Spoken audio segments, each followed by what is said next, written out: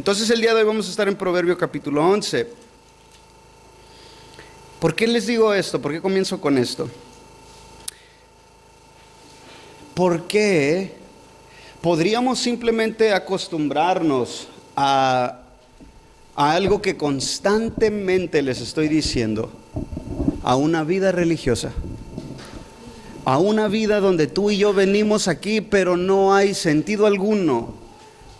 ¿Por qué es necesario que yo aprenda esto? Ahora, es necesario que cuando estemos aquí, nosotros aprendamos qué es lo que la Escritura nos está diciendo, qué es lo que Dios requiere de nosotros, porque intentamos expresar a la iglesia, al cuerpo de Cristo, la voluntad de Dios que estamos entendiendo que está escrita, para poder vivir de una manera, hermanos, en santidad, en santidad, en santidad. Y entendiendo que esto nos está preparando para la eternidad. Este caminar, hermanos, no es solamente una parte religiosa de tu corazón y del mío. Esto debería de ser todo. Debería de ser todo. Por eso, hermanos, siempre la exhortación de conocer al Señor de las Escrituras. Y miren lo que dice. El versículo 1. Comienza pesado, ¿eh? ¿Están listos? No voy a regañar, ¿ok? Pero sí vamos a ver qué es lo que dice la Escritura. Se le pelaron los ojos a muchos. Fíjense bien. ¿Se acuerdan que estábamos hablando que cuando el pueblo de Israel se estableció como una nación, el pueblo de Israel, y creció, las 12 tribus de Israel, creció, y en el tiempo de Salomón, comenzó a haber un comercio exagerado? ¿Se acuerdan que leíamos en uno de los libros de creo que era Crónicas o Primero de Reyes, no recuerdo bien ahorita la cita? Pero veíamos que en el tiempo de Salomón había mucho comercio, se vendían y se exportaban y se importaban árboles, animales, se exportaban también, había dinero.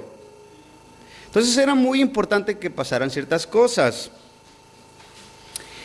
Y curiosamente este versículo comienza, la balanza falsa es abominación al Señor, pero el peso cabal es su deleite. En ese tiempo las cosas siempre se medían, ¿no? Como ahorita también lo vemos, vamos a los tianguis y te pesan en básculas, ¿no? Y ahí todavía te alcanzas a ver algunas personas que tienen las piedritas todavía, que se las ponen a la báscula. Ok, a eso se refería este versículo. Que tenía que ser, las piedras tenían que tener cierto peso, tenían que ser una balanza verdadera. Pero curiosamente esto no solamente se lo imagina Salomón, porque pues estaba viendo que había mucha deshonestidad, que es el punto de este versículo. Es la honestidad en el trato. Ahora, este es algo curioso porque normalmente los que tienen negocios y los que les trabajamos a personas, por ejemplo, yo soy carpintero y le hago trabajos a gente, podemos caer en el error de no hacer las cosas con honestidad, de no vender las cosas al precio que es justo, ser deshonestos en la venta. Eso se da muy común voy a usar a Carlos, su negocio en los tianguis. No, pero no es en serio, no es por señalar, es simplemente, es algo que se ve, es muy común. A mí, personas, es más, a un amigo, no es el Carlangas, un amigo a mí me hizo algo así. Me vendió hace unos años algo que era injusto. Él usó este versículo y lo quebrantó, porque me vendió algo que él sabía que su valor no servía, no era útil. Y me vendió a un precio caro, algo que estaba casi por destruirse. Duró una temporada y el calentón o el boiler dejó de funcionar como tenía que funcionar. Él lo sabía. Entonces estamos viendo el área de comercio. ¿Cómo es que nosotros tratamos? ¿Cómo vendemos? ¿Estamos usando balanzas justas al momento de querer venderle a una persona algo? ¿Somos rectos en esa área? Ahora, ¿se lo imagina esto solamente Salomón? No. Vamos a Levítico capítulo 19.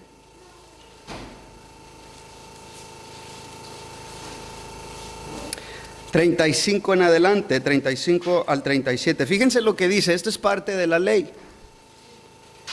Esto es parte de la ley, lo que está diciendo aquí Salomón. No harán injusticia, es el capítulo 19, versículos 35 al 37. No harán injusticia en los juicios, ni en las medidas de peso, ni de capacidad. Tendrán balanzas justas y pesas justas. Y ya da las medidas, un efa justo, o sea 22 litros y 3.7 litros. Yo soy el Señor su Dios, que los saqué de la tierra de Egipto. Así pues observarán todos mis estatutos y todas mis ordenanzas y lo cumplirán. Yo soy el Señor. Entonces ahí está un mandamiento, ¿verdad? Estamos viendo que lo que está diciendo Salomón es parte de la ley. Es un mandamiento de Dios. Era algo que Dios requería, que fueran justos en su trato. ¿Cómo cobramos a la gente? Yo soy justo y la verdad, eso me lleva a examinarme. ¿Soy justo al cobrarle, al cotizarle a una persona una cocina? ¿O me quiero hacer rico con esa persona? Isaac, lo hemos platicado, pero es simplemente para tener ejemplos y ampliar nuestro entendimiento a qué se refiere esto. Hay muchos, desafortunadamente, que tiene tal parte, está descompuesta, ni siquiera está echada a perder, y cobran y echan mentiras, están usando balanzas injustas, pesos falsos, ¿sí? ¿Cómo nosotros estamos vendiendo un producto y le estamos haciendo creer a la gente de que es un producto bueno cuando es falso? De eso se trata. Se trata de honestidad y de integridad. ¿Somos íntegros en la manera en que tratamos con la gente? Porque esto lo podríamos dejar como, pues yo no tengo negocio. Pero también aplica en la otra. ¿Cómo tratamos a la gente? ¿Somos justos con el trato de los demás o solamente a los que nos caen bien? ¿Solamente con los que pues piensan igual que yo? ¿Solamente con los que tienen la misma fe que yo? Deuteronomio capítulo 25, 13 al 16. Fíjense bien. No tendrás en tu bolsa pesas diferentes, una grande y una pequeña. No tendrás en tu casa medidas diferentes, una grande y una pequeña. Tendrás peso completo y justo, tendrás medida completa y justa, para que se prolonguen tus días en la tierra que el Señor tu Dios te da. Porque todo el que hace estas cosas, todo el que comete, escuchen bien, injusticia, es abominación para el Señor tu Dios. Qué curioso es lo que está diciendo también Salomón. La balanza falsa es abominación al Señor, pero el peso cabal es su deleite. El Señor se deleita en nuestros tratos. Y lo bonito es de que las Escrituras, cuando las leemos, nos sacan de lo que en nuestras mentes consideramos como lo sagrado. Mi servicio a Dios, y constantemente lo estamos expresando, mi trato dentro de este cuadro religioso, mi comportamiento, mi manera de conducirme, la manera en que hablo, que pienso, que actúo, que trato. Esto, si ustedes se dan cuenta, no solamente es dentro de una iglesia. Esto está hablando de toda nuestra vida. En la manera en que hacemos nuestros negocios. Hay muchos cristianos que son muy pecaminosos y que dejan que estas actitudes pecaminosas sigan gobernando sus vidas, de tal manera que pueden defraudar, de tal manera que todavía siguen timando a otros cristianos, siguen, palabras que todos conocemos, tracaleando a la gente, le venden gato por liebre, o como dicen. Y fíjense, primeramente el Señor dice en Deuteronomios que es injusticia. Y esa manera de conducirnos es abominable delante del Señor. Qué tremendo, ¿no? Es abominación. Entonces ahí está una para checarnos, ¿verdad? Cuando llega alguien a tu casa, ¿cómo los tratas? ¿Cómo tratamos a los demás? ¿Aguardamos lo mejor para los que nos caen bien? ¿O para los que son familia? Y a los demás, pues, a ver si les alcanza. ¿Cómo es nuestro trato? ¿Somos justos en nuestra manera de tratar a la gente? Porque hay conductas, hermanos, que si no estamos siendo expuestos a este nivel, a este estándar, mejor dicho, de santidad, podemos toda la vida decir, yo estoy bien, porque te mides a ti mismo. Porque tú dices, pues yo no soy como aquel pecador. Pero cuando te expones a esto y eres sincero, este es el detalle con Dios y la realidad. El Señor ama la verdad en lo íntimo. Allí adentro es donde si tú y yo logramos vencer ese temor de confesión y decimos, sí, Señor, yo soy así, por favor perdóname. ¿Se acuerdan el versículo que leíamos a lo mejor no, el domingo? El que confiesa su pecado alcanzará misericordia, pero el que los guarda no prosperará. Es algo glorioso, y nuestras vidas pueden llegar a un estado donde se estanca nuestra vida espiritual, porque tenemos pecados dentro de nosotros. Y si no estamos, otra vez, si no estamos exponiendo nuestra mente, nuestro cerebro literalmente, a lo que Dios está diciendo, y reconocemos dentro de nosotros, yo soy ese. Yo soy ese. Yo soy así. Perdóname, Señor, por favor. Por favor, ¿puedes tener misericordia de mí? Te lo ruego que me perdones, me limpies, lávame y seré limpio. Crea un espíritu recto dentro de mí. Y entonces le enseñaré a los pecadores tus caminos.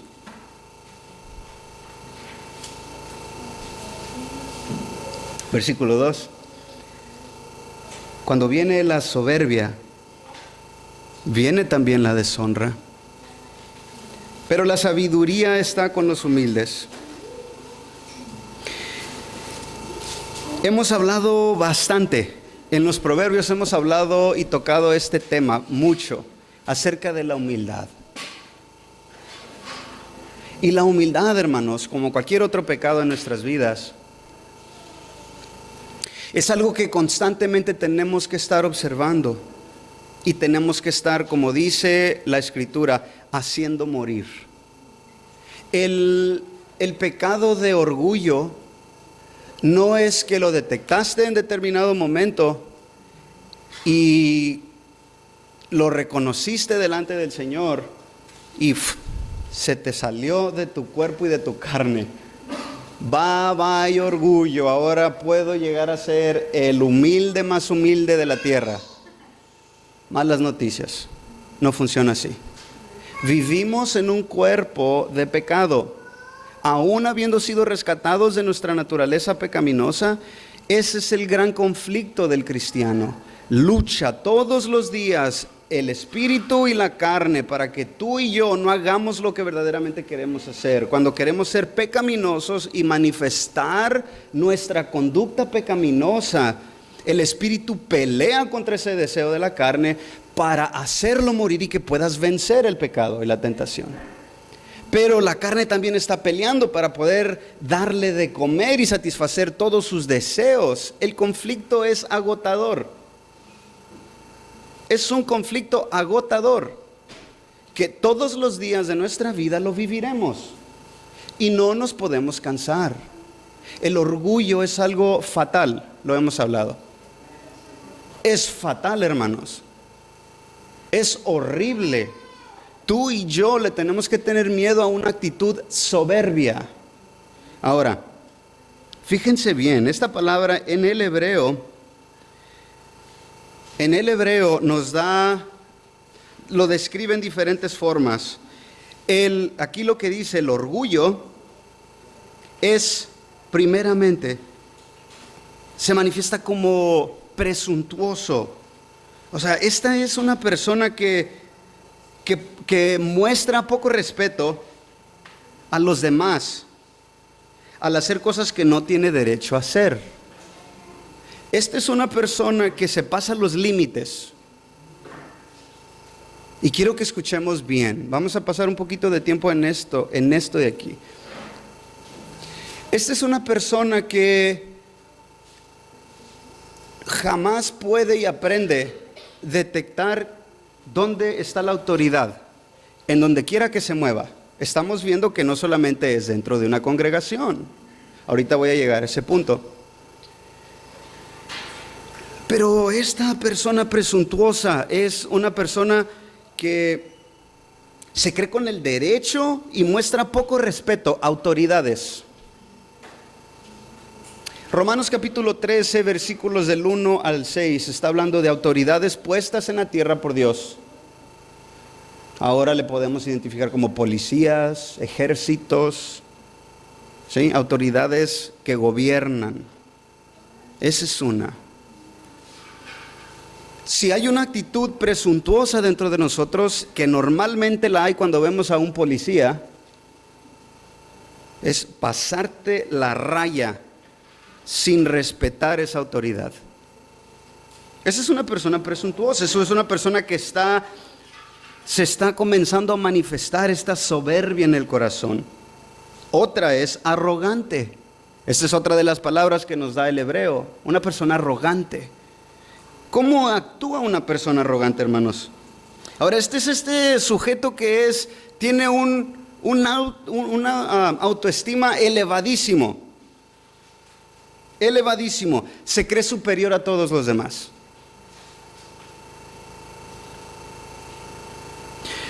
Esta persona es el tipo de hombre o mujer que se jacta demasiado de lo que hace, y todo lo que él o ella hace está bien, todos los demás no.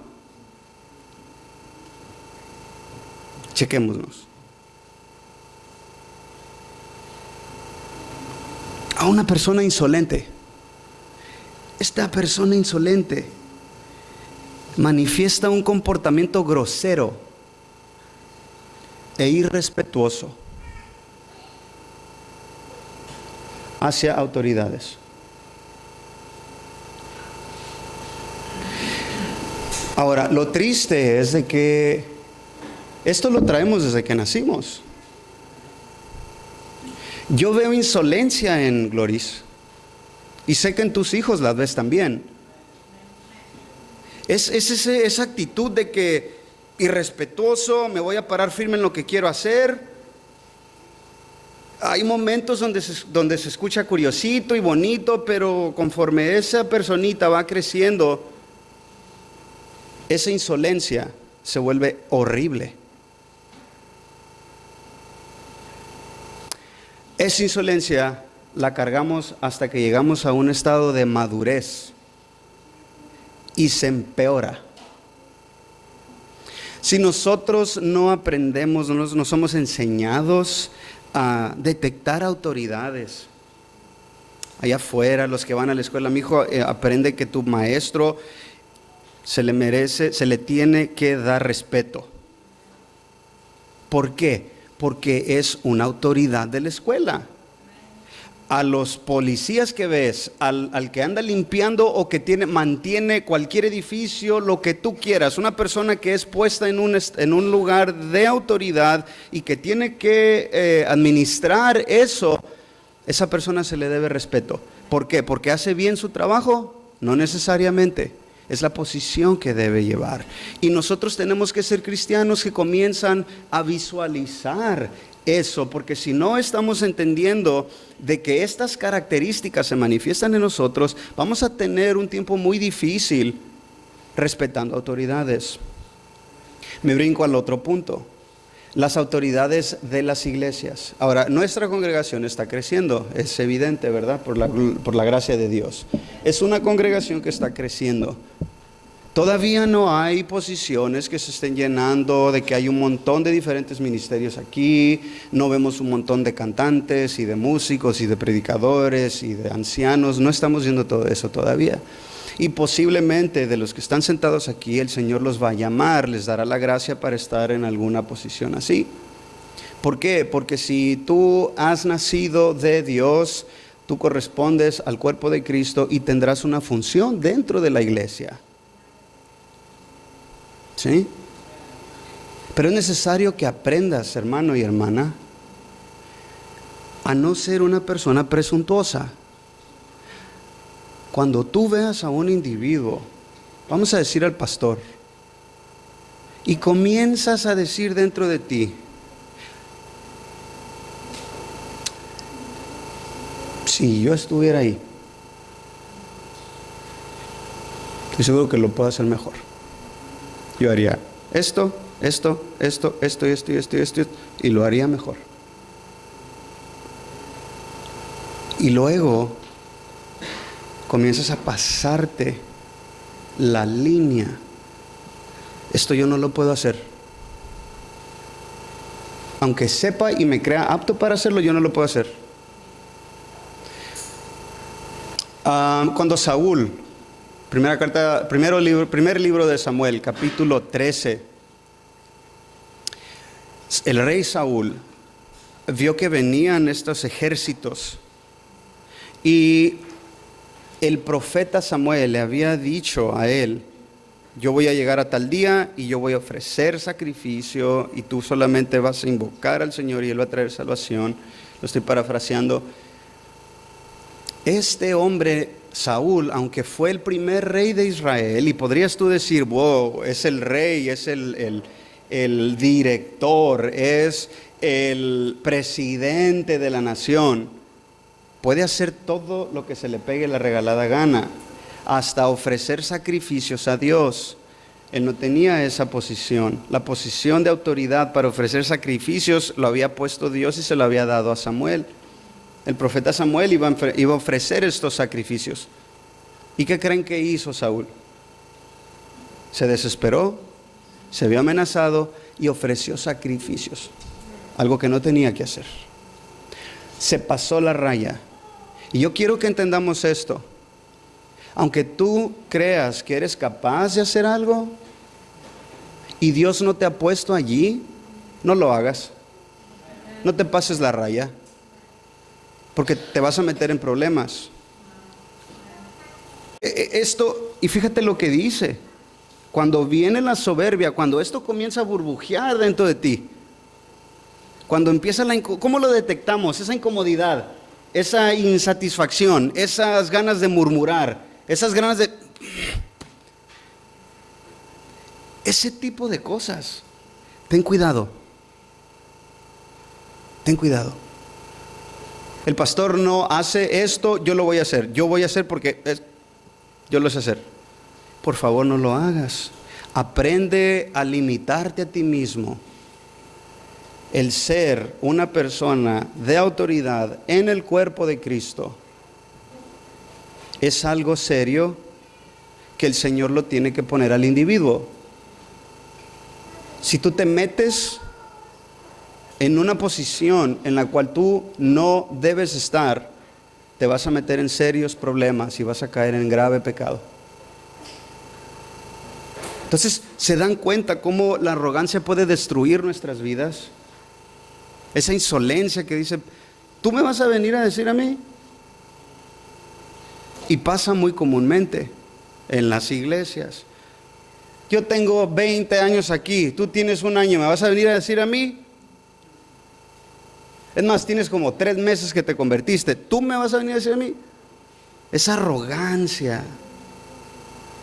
Pero el Señor puso al individuo que tiene 2 años en la congregación y le dio la gracia. ¿Sí se dan cuenta lo importante que es detectar autoridades? Es importante porque nos cuadramos. La palabra sujeción en el griego tiene que ver con eso. Es como la idea de estos rangos militares, en el cual yo como un soldado raso me sujeto al general. ¿Porque es bueno? No, porque él está en posición de autoridad y me someto. Mujeres, el poder de Dios estableció al hombre como autoridad en el matrimonio, en la casa.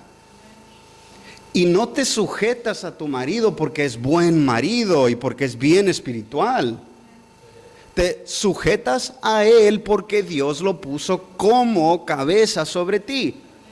Y él tiene una posición de autoridad sobre tu vida. Y mientras tú te sometas, vas a tener una protección, una cobertura por parte del Señor. Y la tentación es, me salgo de eso porque tú no eres sabio.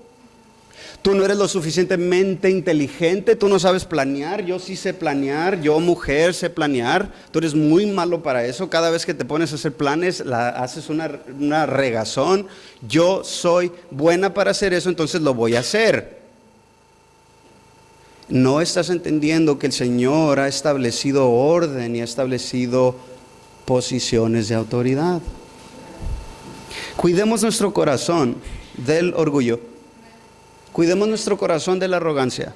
Cuidemos nuestro corazón de la insolencia. Cuidemos nuestro corazón de estas cosas, hermanos.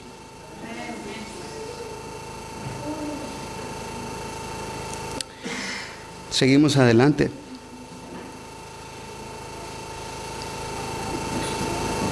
La justicia de los rectos, versículo 6. Vamos a ir brincando en los textos, no vamos a leer uno por uno. La justicia de los rectos los librará, pero los traidores en su codicia serán atrapados. Qué curioso que la traición tiene que ver con la codicia.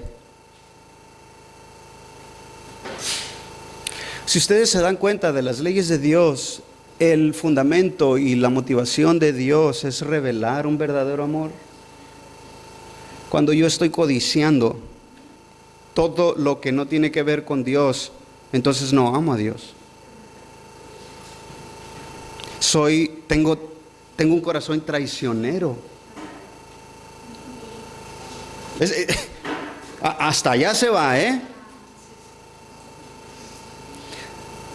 Si yo codicio a otra mujer y me la paso codiciando ahora no estoy hablando de aspectos físicos necesariamente, aunque sí lo hay, sí sucede, pero esa hermana, la verdad, cómo me gusta cómo cuida a sus niños.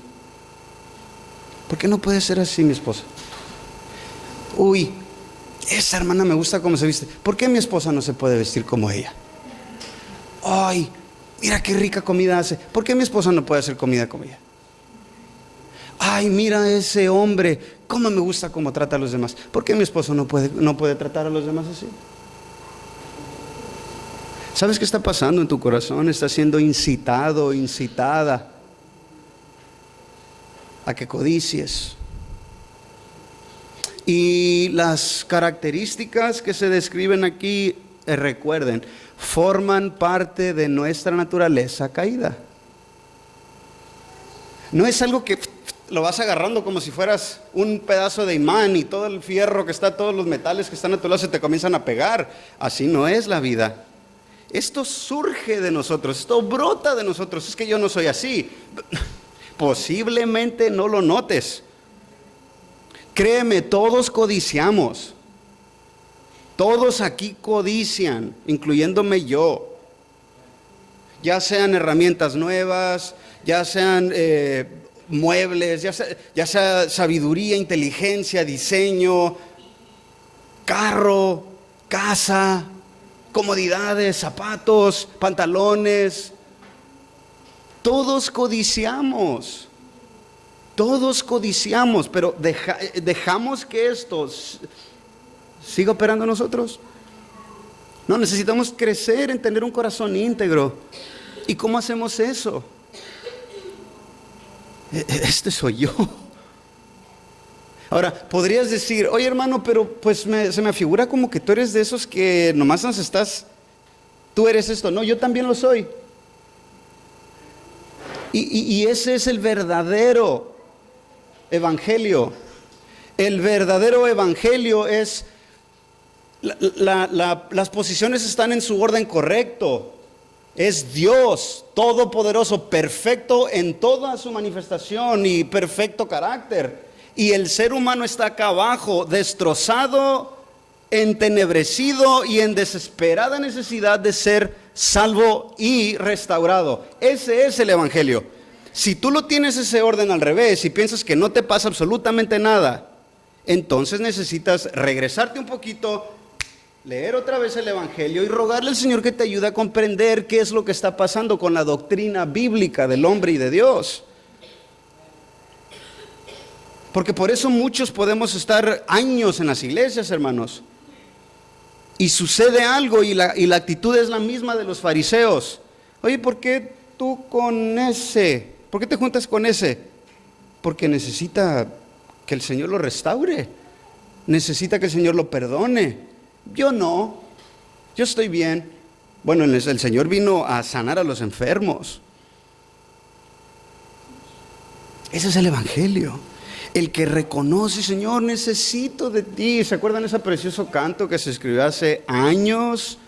Sublime gracia. ¿Cómo puede ser posible que el Señor haya salvado a un pecador así? Espérate, hermano, es que yo no era tanto.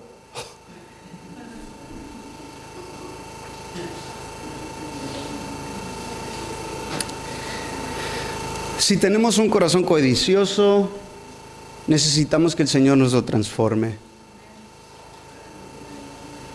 Porque si codicias, vas a caer en idolatría, hablando de objetos, hablando de dinero, hablando de materialismos.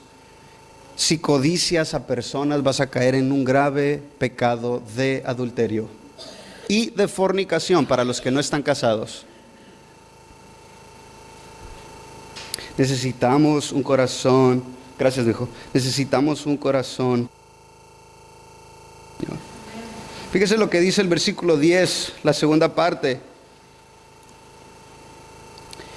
Y cuando perecen los impíos hay gritos de alegría. Qué tremendo y qué triste testimonio para muchos de los que viven sus vidas siendo tiranos, siendo malos, siendo violentos. Personas, en la mañana lo meditaba, personas como Saddam Hussein, personas como Hitler, que cuando cayeron, la gente se regocijó. Se regocijó porque ese individuo, decía la persona, el que estuvo allí, el testigo de Saddam Hussein cuando lo colgaron, que una persona dijo, ese merece ser colgado 1000 veces, vivir otra vez y que lo ahorquen otra vez. ¿Te imaginas que digan eso de nosotros? Pero yo no soy Hitler, yo no tengo esa maldad, pero destruimos vidas, lastimamos a gente. Tenemos la tendencia de destruir cosas, de destruir vidas, especialmente cuando son indefensas, ¿verdad? Por ejemplo, abortos, por ejemplo, bebés, niños, 5, 6 años, tenemos la capacidad, y hay algunos que tienen la asquerosa actitud pecaminosa de violarlos, de tocarlos, de enseñarles cosas perversas. ¿Cómo crees que la gente va a opinar acerca de ese tipo de vidas? ¿Se fijan cómo nos lleva hacia la eternidad el contemplar las Escrituras? ¿Qué queremos dejar marcado? ¿Qué tipo de testimonio? Fíjense qué curioso, paréntesis, decía este testigo de Saddam Hussein que él, cuando le pusieron la horca ya que le iban a ahorcar, empezó a recitar la fe de los musulmanes y dijo: yo creo que Alá es el único Dios y que Mahoma no pudo decir es su profeta. Así murió. Y decía este mismo hombre en el relato, aquí traigo el nombre para que lo busquen, ustedes lo pueden buscar, decía que él estuvo frente a Saddam Hussein y cuando vio la soga que la pusieron en la mesa para que la viera, se le quedó viendo a la soga y dijo: esto es para hombres. Fíjense cómo le destruyeron la mente desde niño, porque eso es en los musulmanes. Le metieron en la mente y le envenenaron el corazón para creer que todo lo que había hecho, lo había hecho en nombre de Dios y que era lo bueno hacer, y que el morir de esa manera era para verdaderos hombres. Y decía este hombre: en ningún momento vi una cara de miedo, de arrepentimiento, en ningún momento lo escuché pedirle perdón a Dios y rogarle por misericordia.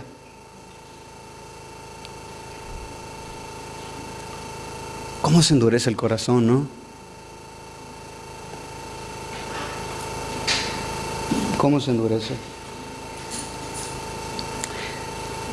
Este testigo de la ejecución se llamó Muafak, ya sé, se escucha raro, Muafak al-Rubayé. No sé árabe, pero creo que así se pronuncia. Recordó al dictador como una persona que nunca mostró arrepentimiento alguno. Pregunta: ¿era un criminal? Afirmación: lo era. ¿Un asesino? Cierto. Pero fue fuerte hasta el final. No escuché un ápice de arrepentimiento de su parte. No lo escuché implorar misericordia a Dios o pedir perdón, indicó este hombre. Se cierra el paréntesis con la maldad y cómo la gente se regocija.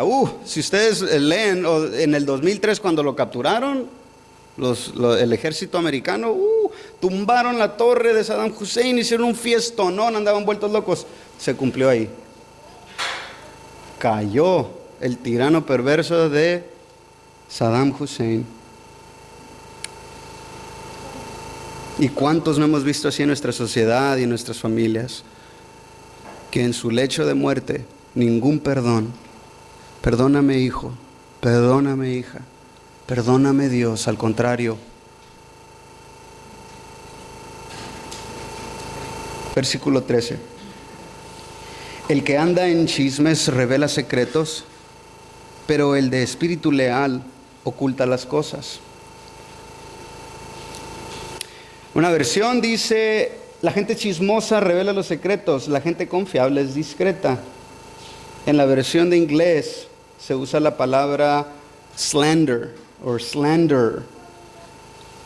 Y esta es una capacidad de fabricar ciertas historias acerca de la gente y difundir estas mentiras. Me cae gordo, le voy a destruir su reputación, voy a levantarle falsos y me voy a asegurar de que por todas las redes sociales sepan que aunque sea mentira, hizo esto y esto y esto y esto y esto y esto y esto. Así. Esa es una. ¿Sí? Esta es lo que el diccionario que encuentras tú en línea te dice. Pero fíjense, el que anda murmurando, este es el Proverbio 20, versículo 19. El que anda murmurando revela secretos, por tanto no te asocies con el chismoso. Te fijas que hay una relación entre chisme y murmuración. Hablar de murmurar, ¿cómo lo podemos identificar? Somos ese tipo de personas que cuando no está Pepe presente, hablamos cosas de Él, cosas malas de Él, nos quejamos, tenemos disgusto y cuando no está presente Él lo decimos. Somos personas que censuran las acciones. ¿Te fijaste lo que hizo? Malísimo lo que hizo. ¿Te estás dando cuenta de lo que está haciendo? Pero cuando esa persona no está ahí, qué mal líder, qué mal tarará, qué mal esposo. Hoy, espérate, se me prende el foco ahí. Numerosas veces, en medio de pláticas y de reuniones, no va a faltar una persona que esté diciendo cosas malas de su esposo y de su esposa. Ya me ha tocado verlo. Ya me ha tocado verlo. La mujer quejándose de su marido, de lo que no hace bien, tarará, pero el marido no está ahí. Murmura, habla mal de los errores y de las cosas que no hace bien. Igual el esposo.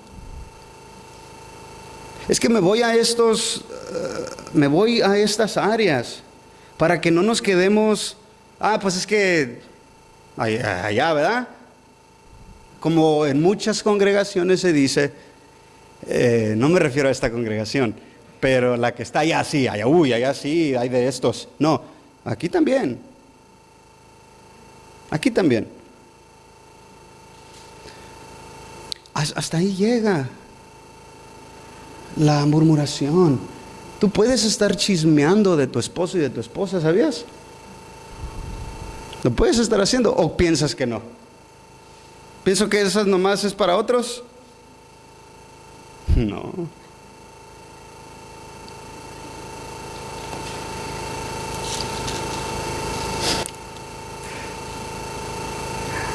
Un día me dice una hermana, dice, oye, cada vez que estoy escuchando, como que me quiero arrepentir otra vez y quiero nacer de nuevo otra vez. Es que saben una cosa, hermanos, qué gloriosa es la palabra de Dios. Y creo que el espíritu, la actitud con la que digo las cosas, no es yo soy mejor que ustedes, tengan cuidado, no es así. Estamos todos en la bola, todos estamos dentro de este barquito y todos estamos sin pecado, todos estamos con pecado, no somos libres, ¿verdad? De pecado.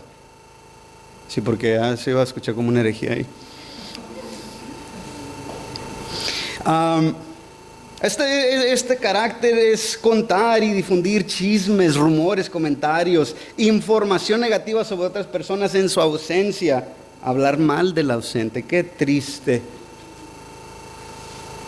Qué triste. Y fíjate cómo un pecado desata otro. Luego te lo encuentras. Ay, hermano, eres una gran bendición para mi vida. Te amo. En Cristo. En Cristo te amo, Levítico 16.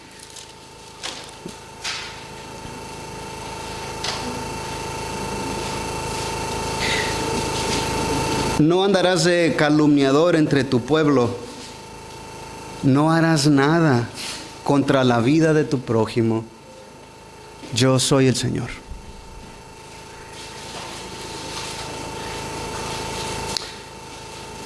Proverbio 11:14.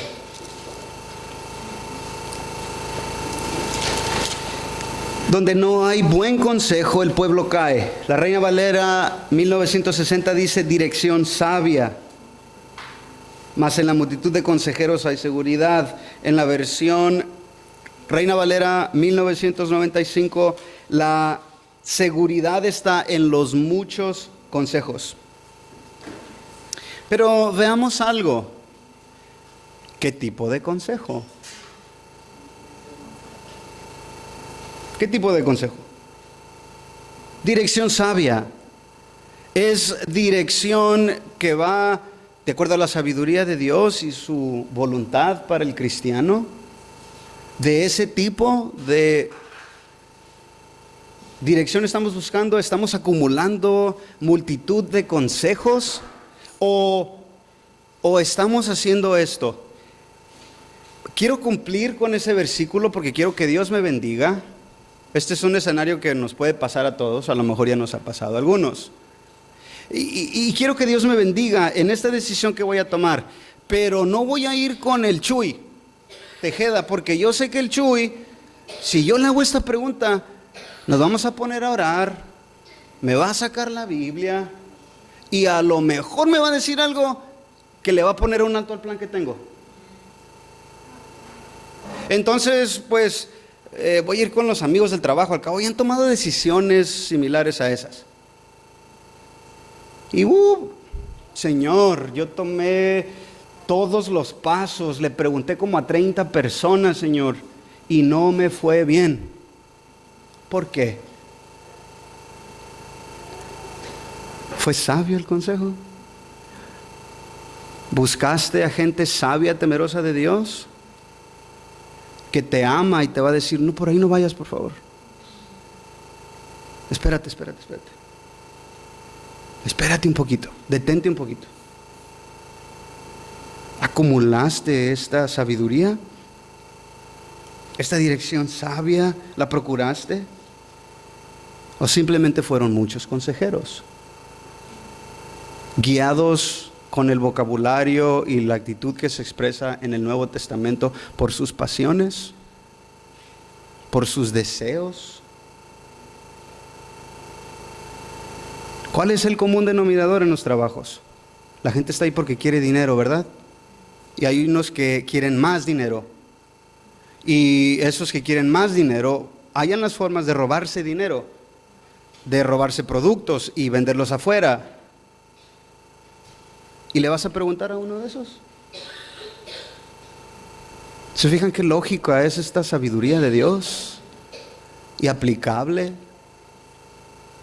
Y nos cerca, nos pone un cerco, nos pone un vallado de protección para, yo quiero hacer eso porque realmente en todo mi ser, y es una realidad, necesito eso. ¿Cuántos han estado allí?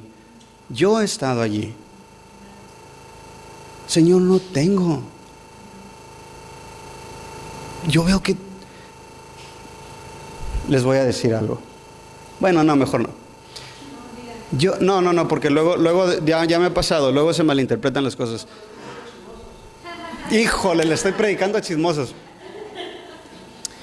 Ok. Voy a utilizar la palabra como. Es como si yo. Es como si yo quisiera un Tacoma.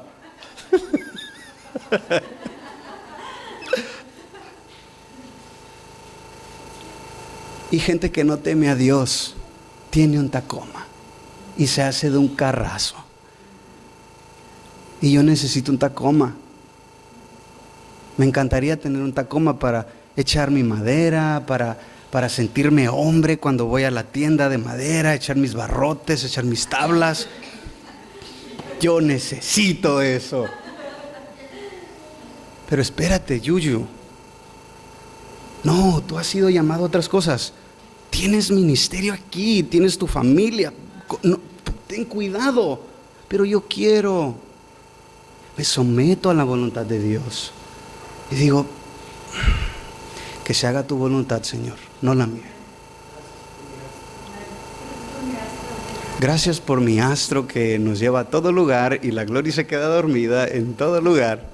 Y cuando hace frío está bien calientito y no se escucha nada de ruido fuera de la camioneta. Gracias, Señor. Tocamos el tema del estar contentos, el contentamiento, ¿se acuerdan? Ahí cae eso. Versículo 16.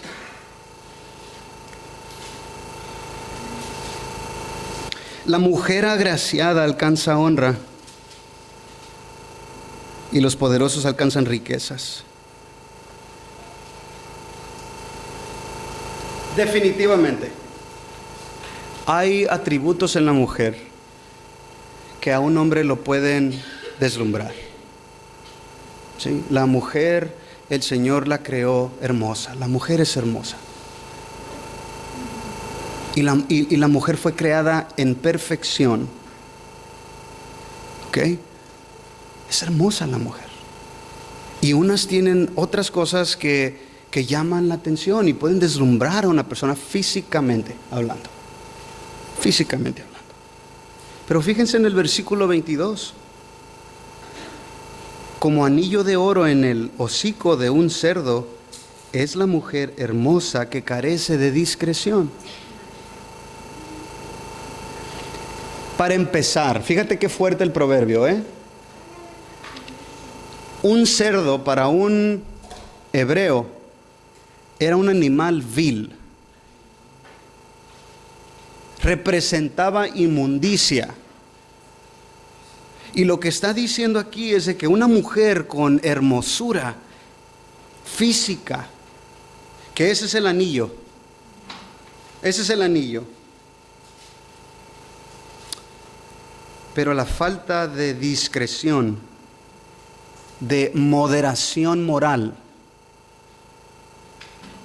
Esa palabra, discreción, es discernimiento moral. ¿Cuántas mujeres bonitas las ves en las revistas, en las películas, en las novelas y en todas partes, hasta aquí en la calle? Y están hermosas, pero son exageradamente inmorales. Tienen cero discernimiento moral.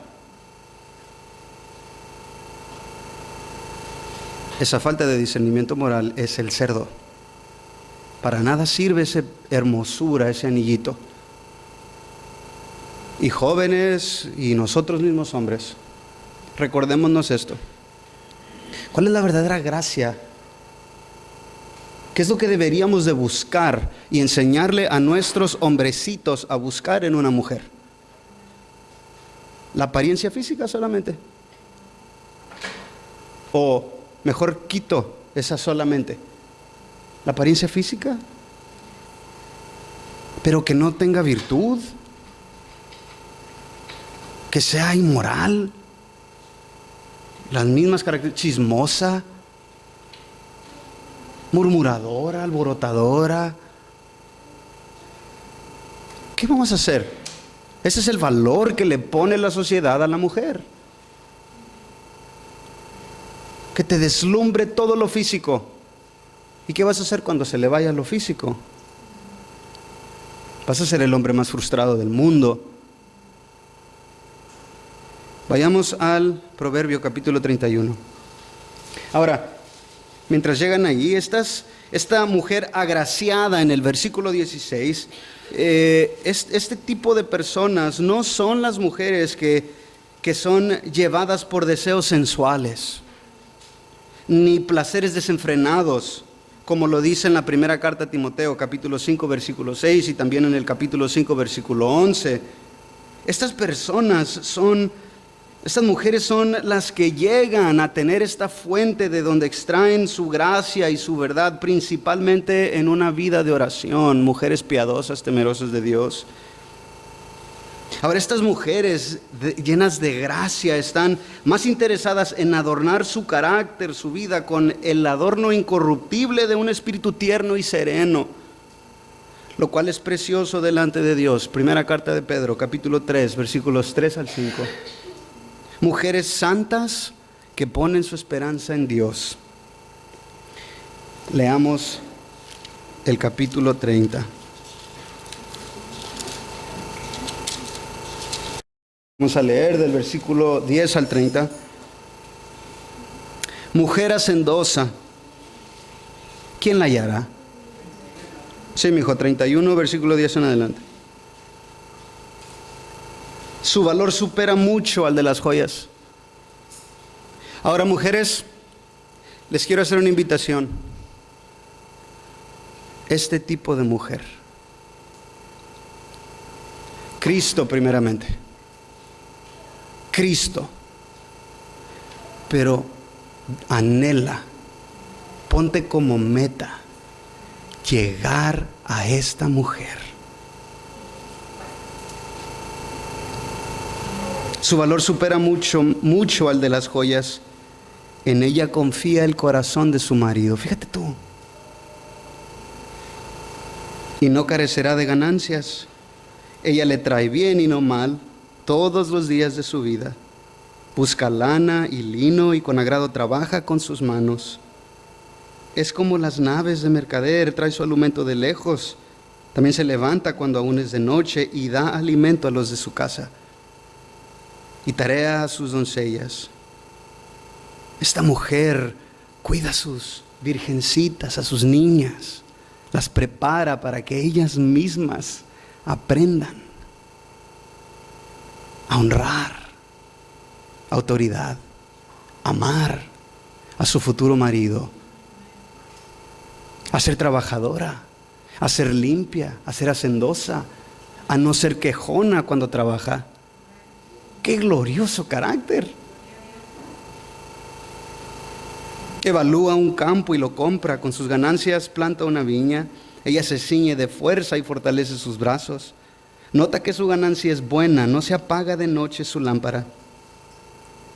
Una mujer trabajadora, una mujer que parece ser como si fuera incansable, como si fuera hecha de hierro. Extiende sus manos a la rueca y sus manos toman el uso. Extiende su mano al pobre. Fíjense qué hermoso carácter. Extiende su mano al pobre y alarga sus manos al necesitado. Qué precioso carácter y corazón. No tiene temor de la nieve por los de su casa, preocupada por su casa.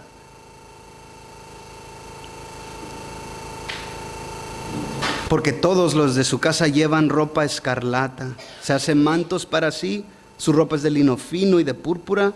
Su marido es conocido en las calles de la ciudad. Qué hermoso. Cuando se sienta con los ancianos de la tierra. Hace telas de lino y las vende. Y provee cinturones a los mercaderes. Fuerza y dignidad son su vestidura y sonríe al futuro. Abre su boca con sabiduría y hay enseñanza de bondad en su lengua. Ella vigila la marcha de su casa y no come el pan de la ociosidad. Esta es una mujer, sabe en qué tiene que estar enfocada, aunque el mundo diga lo contrario. Estamos viendo que esta es una mujer piadosa. Esta no es una mujer con mentalidad mundana. Esta es una mujer que Pedro nos está diciendo pone su confianza en Dios. Esta es una mujer que no le tiene miedo a lo que viene, porque sabe en quién está su vida, en las manos de quién, está su vida. Ahora, ¿esto la excluye del sufrimiento? ¿La quita de la aflicción? No, porque estamos en un mundo caído. Esta mujer sufre, esta mujer duele, esta mujer es ofendida. Pero esta mujer tiene su esperanza en Dios. Sus hijos se levantan y la llaman bienaventurada. Hijitos, aprendan a ver lo que su mamá hace y a darle gracias. Sean agradecidos, porque ellas se cansan, ellas lastiman o son lastimadas. También su marido. Maridos, tienes ese tipo de mujer, tú sabes si la tienes. Vale más que le empieces a decir lo especial que es. El marido la alaba. Este marido habla bien de ella. Yo no quiero que ningún fulano venga y le diga a Jacqueline, hermana, qué bonita, eres una excelente cristiana. Yo me voy a asegurar de alabar a mi esposa. Asegúrate de alabar a tu esposa. Dile todo lo que ella necesita escuchar, afírmala. ¿O a ti no te gusta que te afirme el Señor? Qué bonito se siente cuando te sientes la peor basura del mundo y Dios en su palabra levanta tu cabeza y te da nuevas fuerzas. Bueno, sé imitador de Dios como hijo amado. Efesios capítulo 5, versículo 1. Afírmala, ámala, alaba lo que hace. No, se va a hacer soberbia. No. Estamos hablando en el sentido de que tú ves a una mujer esforzada que teme al Señor y anhela santidad. Tú tienes que ser ese hombre que la va a amar. Porque acuérdate, siempre anda ese fulanito, el que tiene amor para todos y para todas, el que te quiere ganar. De la misma manera que hay ese individuo y esa mujer que quiere ganarte el aprecio y el cariño de tus hijos. Si tú no se lo das, se lo va a dar otro.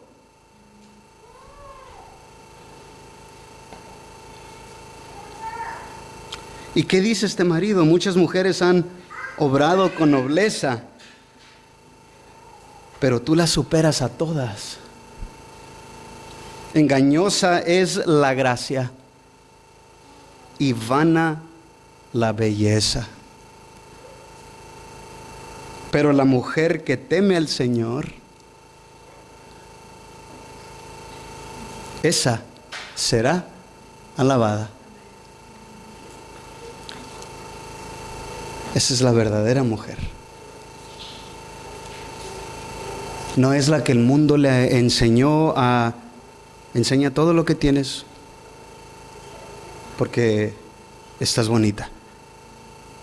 Esas tontas canciones mundanas, cumbias que bailan nuestros familiares, que hablan del cuerpo, que hablan y le enseñan, están induciendo a una niña a que me estoy desarrollando. Para eso es. No, Pablo dijo, el cuerpo no es para la fornicación, es para el Señor. Es glorioso, hermanos. No, hay valor dentro de la mujer. Hay valor dentro de la mujer, hay dignidad dentro de la mujer. Pero es que no está tan agraciada, es como que muchos se ríen de Lea, la hermana, ¿se acuerdan? ¿De quién era? La hermana con la que se casó Jacob. No me acuerdo de su nombre. Sí, la escritura habla de sus ojos. No la alaba como... ¿Quién era su hermana?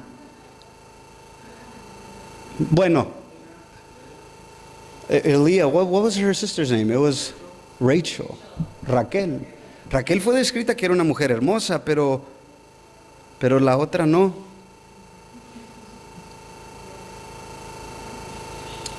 No hay valor. ¿Cómo soportó esa mujer? ¿Cómo soportó el rechazo? Aprendamos a vernos los unos a los otros con valor, no solamente por lo que vemos fuera, sino por la virtud que el Señor ha puesto dentro de nosotros.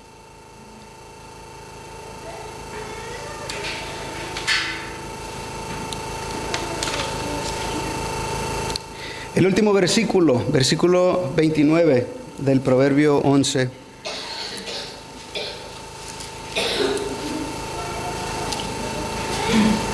El que turba su casa heredará viento, y el necio será siervo del sabio de corazón. Perdón. Esta palabra de turbar,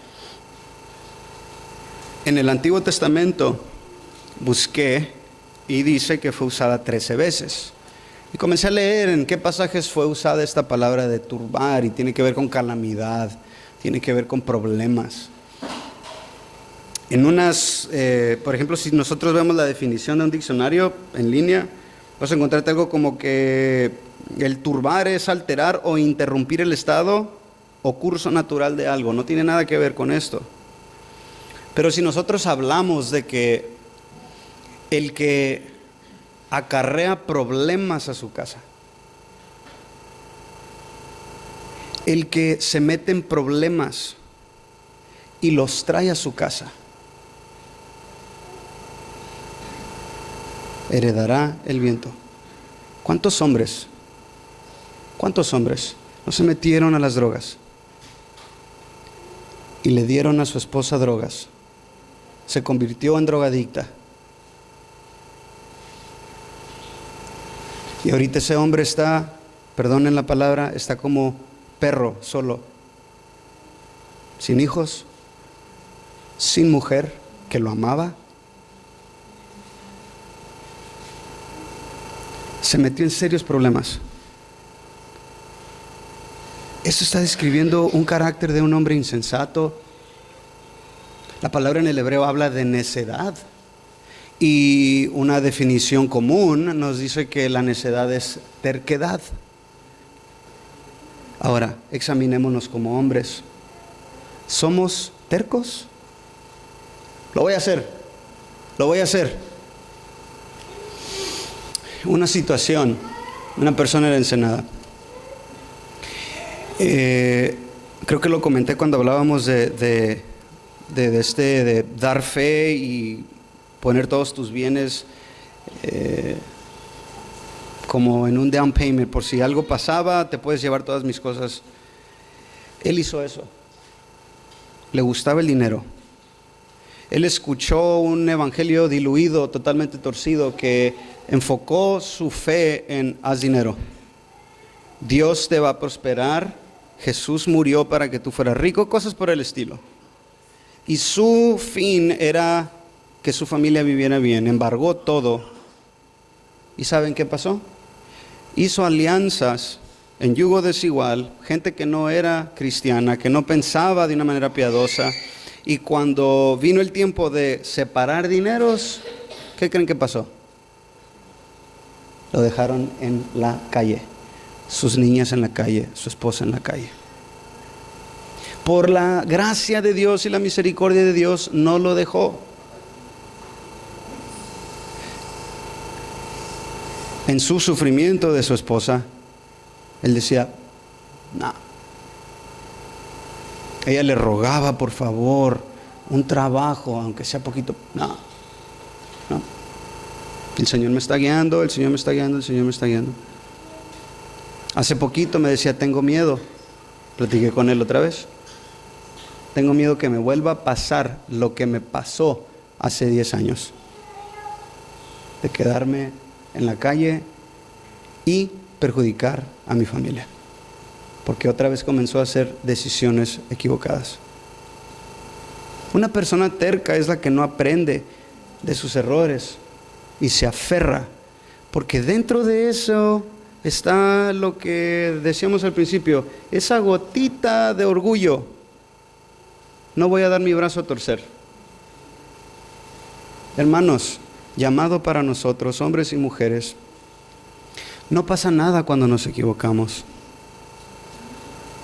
Si nosotros tomamos decisiones que van a traer pecados serios a nuestra vida, a nuestros matrimonios, está bien.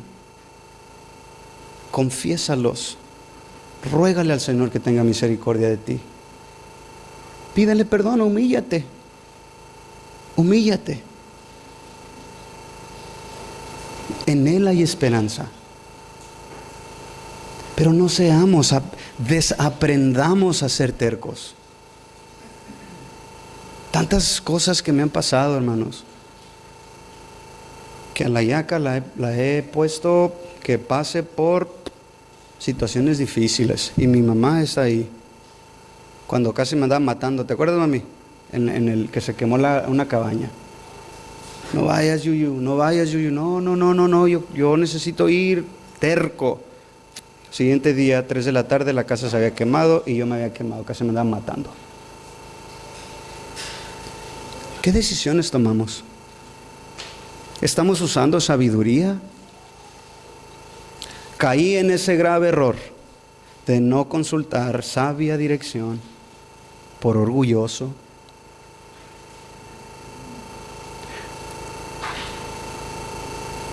Por un mes, pasadito de un mes, todos los días, ahí me estaba la yaca. Mi mamá es testiga, lavándome la pierna pelada, sufriendo juntamente conmigo, porque el niño se creyó salvador. Y fui terco, movido por orgullo. Necesitamos que nuestro corazón sea limpiado. Porque si seguimos tomando decisiones así, aferrados, lanzados, porque nos han dicho, hey, tienes que tener fe, pues vámonos.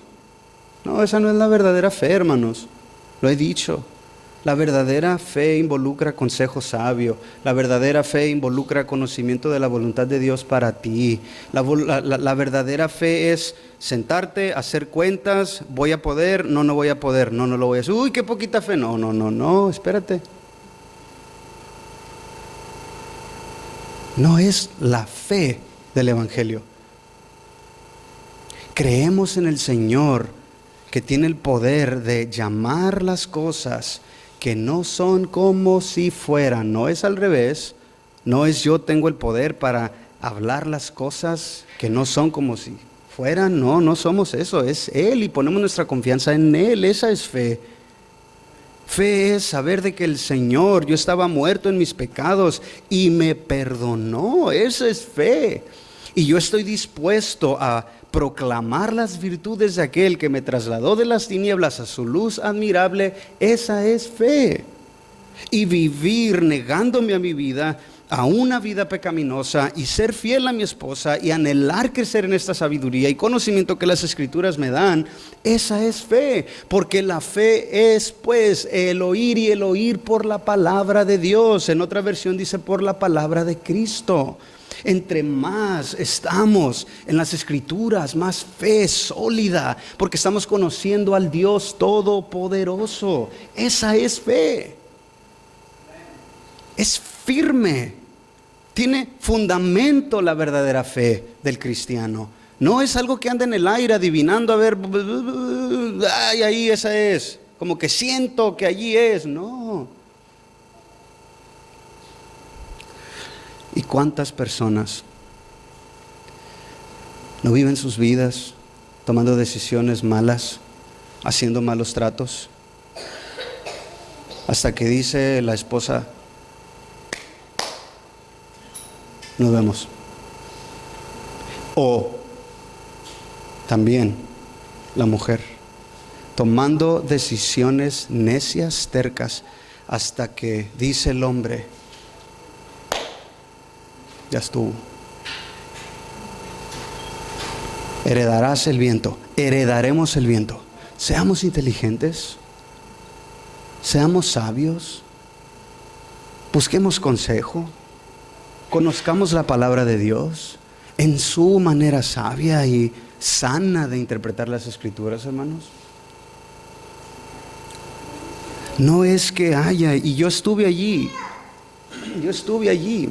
hace años, donde yo veía las Escrituras y porque escuchaba a ciertos predicadores que eran poder de Dios y poder, yo iba a la Escritura y él acaba de leer este pasaje, ¿de dónde está extrayendo toda esta información que está dando?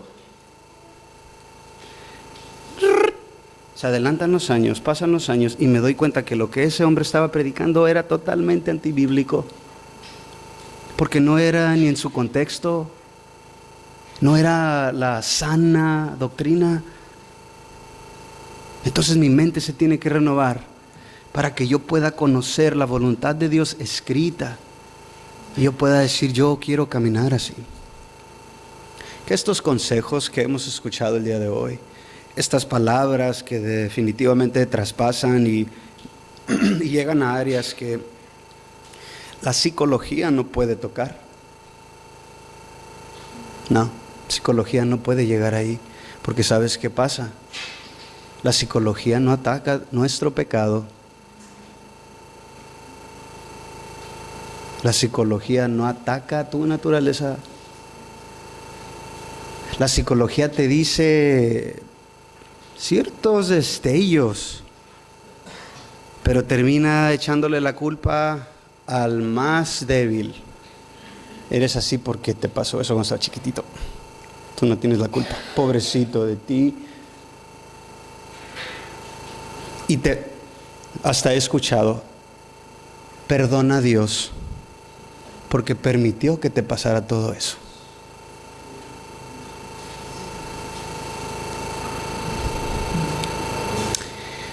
Gloriosas escrituras que nos revelan el carácter de Dios y podemos amarlo